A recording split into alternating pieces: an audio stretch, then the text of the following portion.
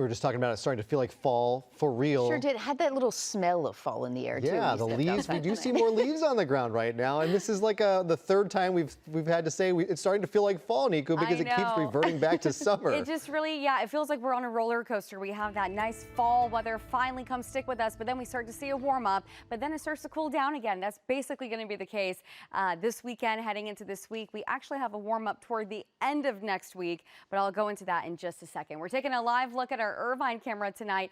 8:52 and temperatures. Yeah, it feels nice outside. We're looking at temps in the low 60s. Definitely feeling like fall out there. Here's our Long Beach cam, about 60 degrees under mostly clear skies out there too. But all across Southern California, we're looking at those temperatures starting to cool down tonight. It feels really good out there. We're looking at temps around 61 right now in Los Angeles, a little under 70 degrees in Santa Clarita right now. Same thing in Anaheim, about 68 degrees there, 60 in San Clemente, and by the coast, we're looking at some 50s in some spots. Long Beach, 59, Seal Beach around 61, and Huntington Beach about 60 degrees there.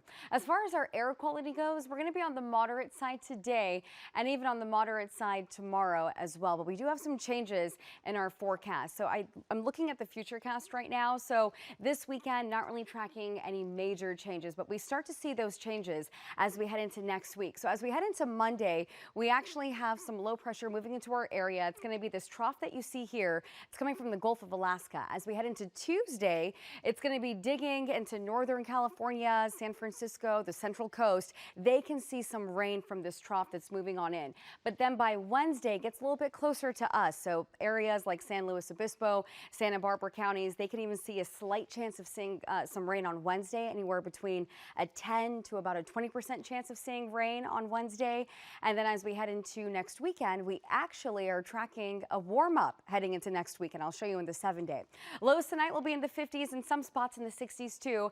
We're looking at 56 overnight in Northridge, 57 in Glendale tonight, 58 in Long Beach, 56 in Covina, and 50 overnight in Lake Elsinore. Heading into tomorrow, it's going to be a nice fall day, but temperatures on the warmer side. We're actually a little bit warmer than where we should be for this time of year. 87 for the high tomorrow in Lake Elsinore, 77 in Los Angeles, 78 in Encino, and 82 tomorrow in Northridge. Don't forget to set those clocks back. We have daylight saving tomorrow, 77 degrees.